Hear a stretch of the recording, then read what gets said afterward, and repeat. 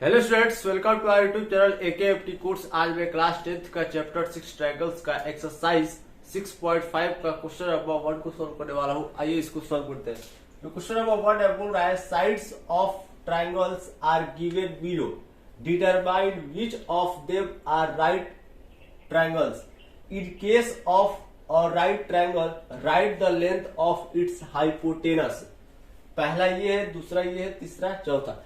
Total 4 question दिया हुआ है, ठीक है ना, इस क्वेश्चन के अंदर। और इस 4 क्वेश्चन को हमको चेक करना है, ठीक है ना, कि क्या ये जो वैल्यूज दिया है इससे एक राइट एंगल ट्रायंगल बन जाएगा।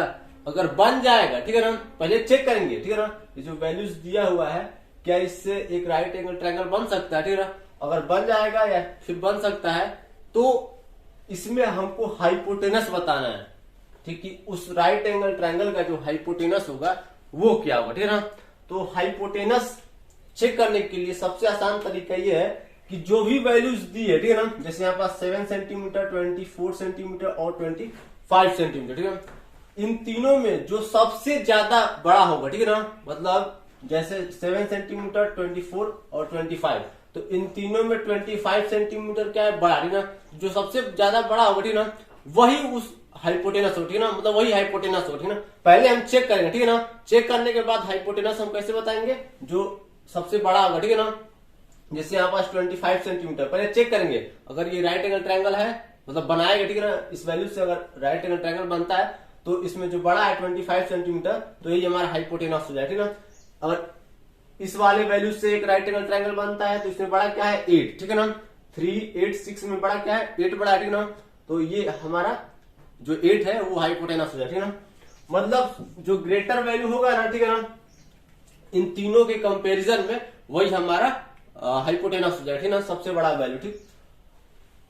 तो इसको चेक करते हैं, ठीक है ना। चेक करने का सबसे आसान तरीका एक ही तो है कि सबसे पहले आप एक राइट एंगल ट्रायंगल बनाइए, ठीक है ना।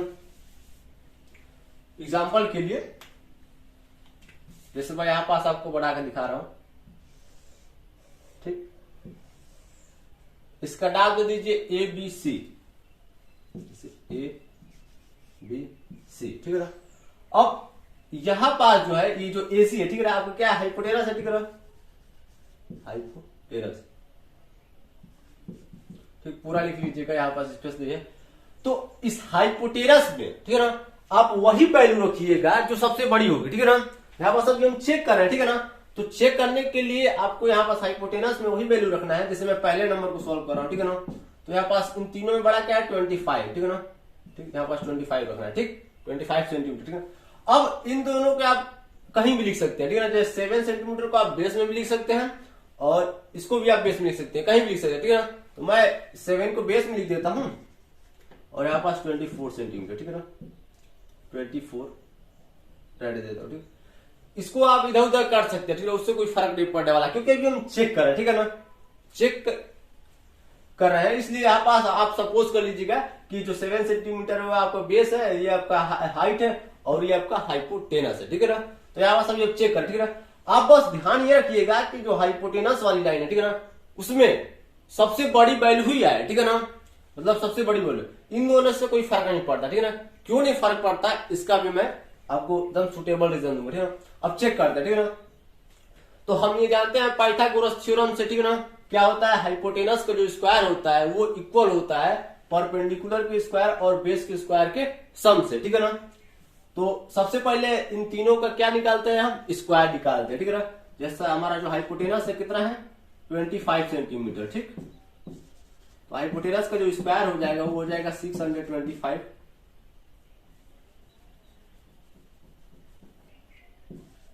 ठीक। यहाँ पास सेंटीमीटर स्क्वायर आप लिख सकते हैं, ठीक है ना। तो इसको मैं हटा देता हूँ, यूनिट को अभी हटा देता हूँ, ठीक है ना। वैल्यूज को हम बस लिखेंगे, ठीक है ना, क्योंकि सेंटीमीटर का स्क्वायर करेंगे तो सेंटीमीटर स्क्वायर यूनिट आएगा, ठीक। अभी हम वैल्यूज लिख रहे हैं, ठीक है ना। ये हमारा हाइपोटेनस है, ठीक। अब बेस लेते हैं ये, ठीक है ना। बेस कितना है हमारा 7 सेंटीमीटर, ठीक है ना। तो बेस का जो स्क्वायर हो जाएगा कितना हो जाएगा 49, ठीक। हाइट हमारा कितना है, हाइट है परपेंडिकुलर, ठीक है ना। आप परपेंडिकुलर लिखिए या फिर हाइट लिखिए। परपेंडिकुलर कितना है हमारा 24, ठीक।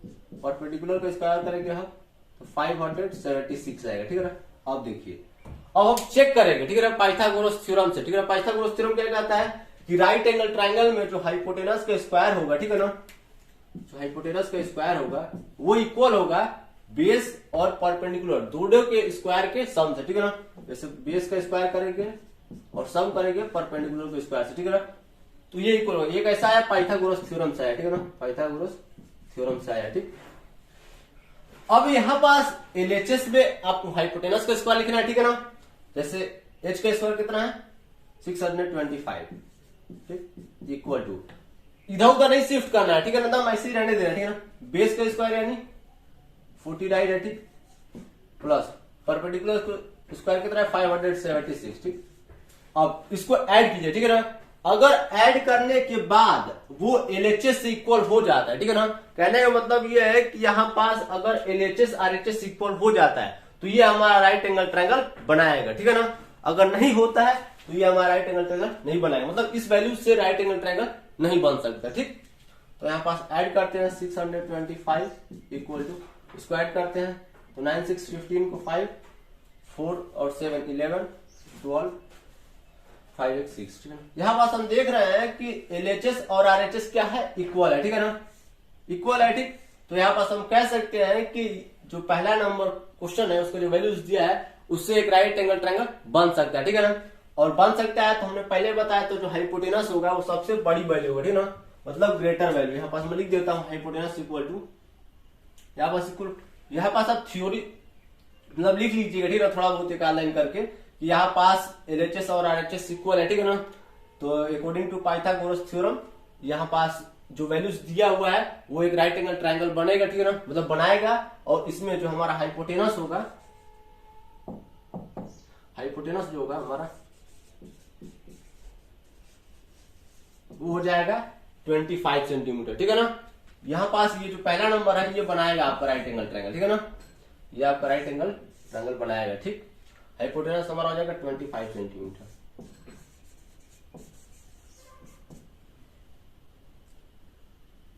यहाँ पास यस करके लिखिएगा। ठीक है ना, बकायदे लिख लीजिएगा, मैं टिक कर दिया हूं, ये बनाएगा आपका। ठीक है ना, हाइपोटेनस मतलब राइट एंगल ट्रायंगल बनाएगा। ठीक है ना, हाइपोटेनस 25 सेंटीमीटर। ठीक है ना, अगर ये नहीं बनाता तो इसका हाइपोटेनस 25 सेंटीमीटर नहीं होता। ठीक है ना, क्योंकि राइट एंगल ट्रायंगल का ही हाइपोटेनस होता है। ठीक है ना, जब ये वैल्यूज राइट एंगल ट्रायंगल बनाएगी नहीं तो हाइपोटेनस निकलेगा कैसे। ठीक, अब आगे बढ़ते हैं सेकंड नंबर की ओर। ठीक है ना, ठीक, तो सेम वैसे ही करते जाना। ठीक है ना, जो सबसे बड़ी वैल्यू होगी इसमें उसको हम ले लेंगे हाइपोटेनस। ठीक है ना, लेट करेंगे। ठीक है ना, लेट, ठीक है ना, यहाँ पास भी यहाँ पास लेट लिख देता हूं। ठीक है ना, थोड़ा सही रहेगा। लेट, यहां तक लेट किया है, उसके बाद यहाँ पास चेक कर रहा है। ठीक है ना, यहाँ पास लेट करते हैं, जो हमारा हाइपोटेनस है वो कितना है 8 सेंटीमीटर है। ठीक है ना, सेंटीमीटर को हटा दो क्या, हाँ अभी हटा देते। ठीक है ना, फालतू यूनिट कहाँ लेके चले। ठीक है, हमको यहाँ पास चेक करना है। ठीक है ना, बात वही है। ठीक है ना, देखिए स्क्वायर रूट में ही आएगा। ठीक है ना, यहाँ पास भी 625 सेंटीमीटर स्क्वायर रूट, यहाँ पास भी, तो यूनिट को भी हटाते हैं। ठीक है ना, डायरेक्ट वैल्यूज को लिखते हैं। हाइपोटेनस हमारा 8 सेंटीमीटर है। ठीक, इसका स्क्वायर करेंगे तो हमारा आ जाएगा 64।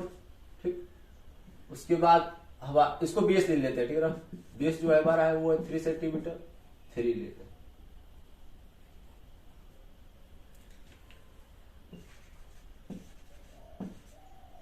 सेंटीमीटर। ठीक, base equal to base square equal to base का स्क्वायर करेंगे तो हो जाएगा 9 सेंटीमीटर स्क्वायर। ठीक है, रहने देता हूँ, इसमें रहने देता हूँ। ठीक है ना, क्योंकि बार बार वही यूनिट मेरे मुंह से निकाल रहा है। ठीक है ना, इसलिए रहने देता हूँ। हमारा जो परपेंडिकुलर यानी हाइट जो है वो कितना दिया है 6 सेंटीमीटर। परपेंडिकुलर का जब स्क्वायर करेंगे तो बस 36 सेंटीमीटर स्क्वायर। ठीक है, अब देखिए, अब इसको चेक करते हैं। ठीक है ना, इसी वाले पर चेक करेंगे। हाइपोटेनस कितना है हमारा 64 सेंटीमीटर स्क्वायर। ठीक है ना, तो यहाँ पास 64। ठीक है ना, अब यहाँ पास बस 64 रहने देता हूँ। ठीक है ना, अगर आपको लिखना है तो लिख लीजिएगा। ठीक है ना, वैसे चेक कर रहा है। ठीक है ना, ये क्वेश्चन एग्जाम में आता होता है नहीं। ठीक है ना, चेक करके आपको बता रहा हूँ। आपसे आप तो पहले कर चुके हो। ठीक है ना, बहुत कम लोग रेयर केस में देख रहे होंगे ये वीडियो, ठीक है ना, कि बहुत ही आसान क्वेश्चन है। ठीक, यहाँ पास 64 सेंटीमीटर स्क्वायर रूट आया, कैसे, क्योंकि हाइपोटेनस का जो स्क्वायर है वो इतना है। ठीक, अब देखिए बेस का स्क्वायर कितना है 9 सेंटीमीटर स्क्वायर रूट, ठीक, प्लस और परपेंडिकुलर का स्क्वायर 36 सेंटीमीटर स्क्वायर, ठीक है। तो एलएचएस भी आप देखिए कितना है 64 सेंटीमीटर स्क्वायर, ठीक है ना, और इन दोनों को जब आप ऐड करेंगे ना, ठीक है ना, ध्यान दीजिएगा, ठीक है ना, तो वो कभी भी 64 सेंटीमीटर स्क्वायर से, मतलब 64 सेंटीमीटर स्क्वायर यूनिट से इक्वल नहीं होगा, ठीक है ना। मतलब मैं यहाँ पास और ऐसे कहूँ, ठीक है, नंबर के फॉर्म में, तो यहाँ पास जब आप ऐड करेंगे इन दोनों को, ठीक है ना, जैसे 9 प्लस 36, ठीक है ना, तो यहाँ पास हमारा आ जाएगा 45, ठीक, 45 भी आना चाहिए, हाँ। तो यहाँ पास जो 64 होगा वो कभी भी 45 से इक्वल नहीं होगा, ठीक है ना। कहने का मतलब है कि यहाँ पास जो एलएचएस है और आरएचएस है वो इक्वल नहीं है, ठीक है ना। तो जब एलएचएस आरएचएस इक्वल है नहीं है तो वो राइट एंगल ट्रायंगल बनाएगा ही नहीं, ठीक है ना, क्योंकि राइट एंगल ट्रायंगल बनाने के लिए इस पाइथागोरस थ्योरम पर, ठीक है ना, मतलब एलएचएस और आरएचएस इक्वल होना चाहिए, ठीक है ना। इधर उधर शिफ्ट भी नहीं हम कर सकते, ठीक है ना, क्योंकि हाइपोटेनस का जो स्क्वायर है वो इक्वल है, ठीक है ना, इन दोनों के सम से, ठीक है ना। तो 64 इक्वल होना चाहिए इन दोनों के सम से, ठीक है ना, तो नहीं इक्वल है, ठीक। तो यहाँ पास हम लिखेंगे नो, यहाँ पास हम नो, मतलब आप लिखिएगा पूरा, ठीक है ना, मैं पूरा नहीं लिख सकता, ठीक है ना, स्पेस कम है और मेरे को पूरा क्वेश्चन भी खत्म करना, ठीक है ना। यहाँ पास लिखिएगा नो, ये जो हमारा सेकंड नंबर क्वेश्चन है, ठीक है, इसका जो वैल्यूज है वो एक राइट एंगल ट्रायंगल नहीं फॉर्म कर सकता, ठीक है ना। तो इसका आंसर मैं नो लिख के छोड़ देता हूं, ठीक है ना, मतलब ये नहीं बना पाएगा, ठीक है ना। बना देता कब, जब यहाँ पास भी 64 आ जाता, ठीक है ना। अब क्वेश्चन नंबर 3 को सोल्व करते हैं। क्वेश्चन नंबर 3 में 50 सेंटीमीटर दिया है, 80 सेंटीमीटर और 100 सेंटीमीटर, ठीक है ना। तो इसमें जो सबसे बड़ी वैल्यू है उसको आप हाइपोटेनस लेंगे, ठीक है ना। तो 100 सबसे बड़ी वैल्यू है, ठीक है ना, तो इसको हम हाइपोटेनस लेट कर लेंगे, ठीक है ना। तो यहाँ पास आप लेट करके लिख लीजिएगा, बट डायरेक्ट हाइपोटेनस का स्क्वायर लिख रहा हूँ, ठीक है ना। मतलब हाइपोटेनस का जो स्क्वायर हुआ वो क्या हुआ वो चीज लिख रहा हूँ, ठीक है। तो 100 का स्क्वायर हो जाएगा 10,000, ठीक। इसको आप हाइपोटेनस ले लीजिए, इसको आप परपेंडिकुलर ले लीजिए, इसको आप बेस ले लीजिए, ठीक है ना। इसके बाद परपेंडिकुलर का जो स्क्वायर हो जाएगा वो हो जाएगा हमारा 64 100, ठीक। उसके बाद बेस का स्क्वायर जो होगा वो हो जाएगा 2500।